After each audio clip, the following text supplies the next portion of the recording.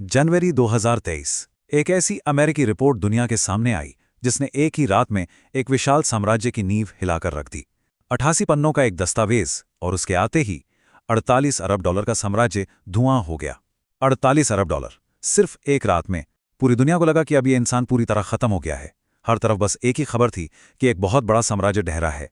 लेकिन वो शख्स बिल्कुल शांत था, क्योंकि तबाही के इस डरावने किनारे पर खड़े होने का ये उसका पहला अनुभव नहीं था। ये गाथा किसी साधारण व्यापारी की नहीं है। ये एक ऐसी कहानी है जो असाधारण उत्थान और अटूट संघर्ष से बनी है। हवाई अड्डे, बंदरगाह, ऊर्जा संयंत्र, आज भारत के बुनियादी ढांचे का एक बहुत बड़ा हिस्सा एक ही शख्स के इरादों से जुड़ा हुआ है। एक ऐसा इंसान जिसने विश्वविद्यालय की शिक्षा बीच में ही छोड़ दी थी, जिसे शुरुआत में किसी ने गंभीरता से नहीं लिया, जिस पर दुनिया ने अनगिनत सवाल उठाए और जो फिर भी हर तूफान के सामने एक चट्टान की तरह खड़ा रहा। क्या ये वाकई संभव है? जब इस पूरे जीवन की गहराई में उतरते हैं तो जहन में यही एक सवाल गूंजता है। एक ऐसी रफ्तार जिसे दुनिया पकड़ ही नहीं पाई, एक ऐसा सफर जो इतना विवादास्पद है कि आज भी हर मोड़ पर बहस होती है, और इतना प्रेरक कि इस आखिरी सच तक पहुंचे बिना रहा नहीं जा सकता। एक ऐसी शुरुआत जहां दूर दूर तक कोई उम्मीद नहीं थी। 24 जून 1962 गुजरात के अहमदाबाद में एक मध्यम वर्गीय परिवार में जन्म हुआ। गौतम शांतिलाल अदानी का। घर की स्थिति बिल्कुल सामान्य थी, न ऐशो आराम और ना ही घोर गरीबी।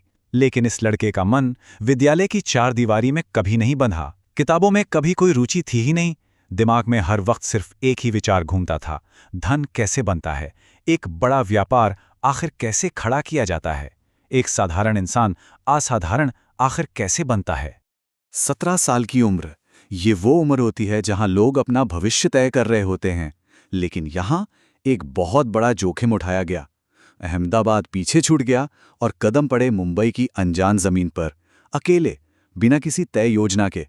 मुंबई में हीरे परखने का काम शुरू हुआ, लेकिन वो दिमाग इतना तेज था कि सिर्फ 2 साल के अंदर 1981 में खुद का हीरो का व्यापार खड़ा कर दिया। 18 साल का एक लड़का और अपना खुद का काम। फिर 1982 में परिवार के व्यापार में हाथ बटाने के लिए वापस अहमदाबाद आना पड़ा।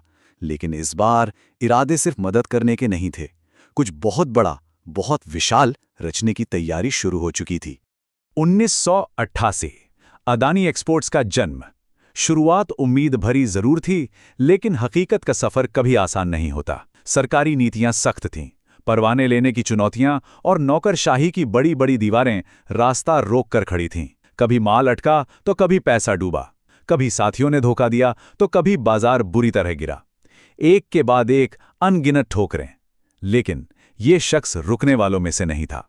अंधेरे का सबसे भयंकर रूप अभी आना बाकी था। 1998 कंडला बंदरगाह के पास काम चल रहा था और तभी गौतम अडानी का अपहरण हो गया, बंदी बना लिया गया और मौत का खौफ सामने खड़ा कर दिया गया। उनके जीवन का सबसे भयावह दिन था। अकेलापन, मौत का डर और एक बंद अंधेरा कमरा। लेकिन उस घने अंधेरे में भी वो दिमाग पूरी तरह शांत था। जान बची और जैसे ही वो बाहर आए, अगले ही दिन सीधे काम पर लौट गए। कोई मानसिक टूट नहीं, कोई दिखावा नहीं। कुछ लोग होते हैं जो किसी भी स्थिति में नहीं टूटते। फिर आया साल 2001, 26 जनवरी। गुजरात में एक ऐसी भयंकर तबाही आई जिसने पूरे राज्य को हिलाकर रख दिया।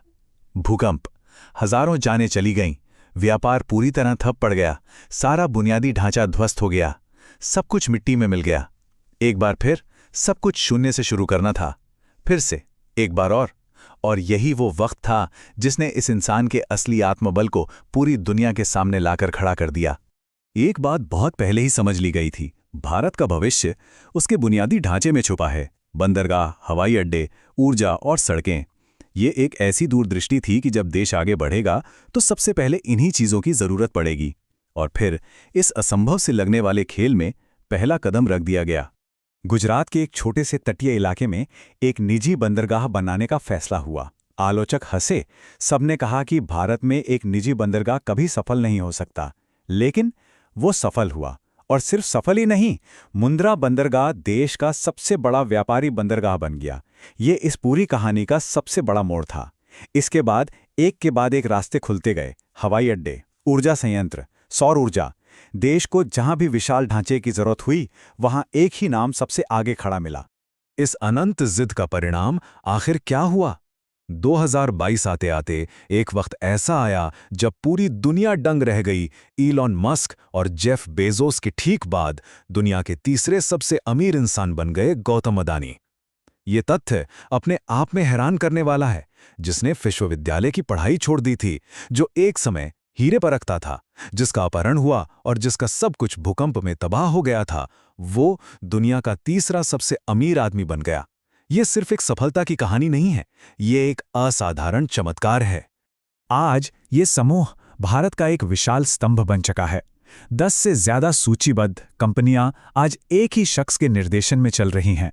अपनी एक अलग जिद और जुनून के बल पर इस एक इंसान ने देखते ही देखते भारत के बुनियादी ढांचे का पूरा नक्शा ही बदल कर रख दिया। ये विस्तार आखिर कितना विशाल है, इसे आंकड़ों में समझिए। भारत की 24% समुद्री आयात निर्यात क्षमता आज इन्हीं बंदरगाहों के हवाले हैं। ये एशिया के सबसे बड़े सौर ऊर्जा विकासकर्ता हैं। देश के प्रमुख हवाई अड्डे इनके निर्देशन में हैं। डेटा सेंटर, रक्षा क्षेत्र, हर जगह एक ही ठप्पा है और उनकी व्यक्तिगत संपत्ति 80 अरब डॉलर के पार। एक इंसान की दृष्टि ने पूरे देश के विकास को एक नई दिशा दे दी। लेकिन इतनी बड़ी सफलता कभी अकेले नहीं आती। उसके ठीक पीछे पीछे आता है उतना ही बड़ा विवाद। ये वो अंधेरा सच है जिस पर आज पूरी दुनिया की नज़र टिकी है। जनवरी 2023 एक अमेरिकी संस्था हिंडनबर्ग ने अपनी रिपोर्ट जारी की। आरोप बेहद गंभीर थे। कहा गया कि शेयर्स के बाजार मूल्य को गलत तरीके से बढ़ाया गया है, विदेशों में फर्जी कंपनियां बनाई गई हैं और निवेशकों को धोखा दिया गया है। इस एक रिपोर्ट का असर बेहद भयानक और विध्वंसक था। 150 अरब डॉलर। एक ही रात में बाजार ऐसे गिरा कि 150 अरब डॉलर से ज्यादा की पूंजी धुआं हो गई। पूरी दुनिया सांसें रोके देखती रह रही। संसद में हंगामा मच गया। विपक्ष ने कड़ी जांच की मांग कर डाली। सर्वोच्च न्यायालय को बीच में आना पड़ा। वहीं दूसरी तरफ समूह ने पूरे जोर से इन आरोपों को सिरे से नकार दिया। इसे देश की छवि खराब करने की एक सुनियोजित साजिश बताया। यहाँ दो बिल्कुल विरोधी दृष्टिकोण आमने सामने खड़े हैं। एक तरफ आलोचक हैं जो ये सवाल उठाते हैं कि क्या सत्ता के बनिस्बत नज़दीकी ही इस बेतहाशा कामयाबी का असली राज है। उनका मानना है कि इतनी ताकत का सिर्फ कुछ हाथों में सिमट जाना खतरनाक हो सकता है। दूसरी तरफ समर्थक हैं। उनका कहना है कि इस शख्स ने देश की रफ्तार बढ़ाई है, विश्वस्तरीय बुनियादी ढांचा खड़ा किया है और लाखों लोगों को रोजगार दिया है। दोनों पक्षों के अपने तर्क हैं और सच शायद इन्हीं दोनों के कहीं बीच में दबे पांव खड़ा हुआ है। तो आखिर में सबसे बड़ा सवाल यही रह जाता है, आखिर गौतम अदानी है कौन? एक दूरदृष्टा जिसने भारत का भविष्य बहुत पहले ही देख लिया था। एक योद्धा जो मौत के मुंह से वापस आकर भी नहीं रोका। एक विवादास्पद शख्सियत जिस पर दुनिया आज भी अनगिनत सवाल खड़े करती है। या इन सबसे ऊपर एक ऐसी मिसाल जो ये साबित करती है कि अगर किसी के अंदर असाधारण जिद हो तो किसी डिग्री का ना होना उसे कभी हरा नहीं सकता। जोखिम उठाना विकास का एक हिस्सा है। बिना जोखिम उठाए विकास संभव नहीं। ये सिर्फ कुछ शब्द नहीं है, ये एक पूरा जीवन दर्शन है। वो इंसान जिसे एक रात में 48 अरब डॉलर का नुकसान हुआ, जिसके पास सब कुछ आके फिर से राख हो गया था, वो आज भी पूरी दुनिया की आंखों में आंखें डालकर यही कहता है कि जोखिम उठाना जरूरी है, क्योंकि जोखिम से डरने वाले कभी इतिहास नहीं रचते।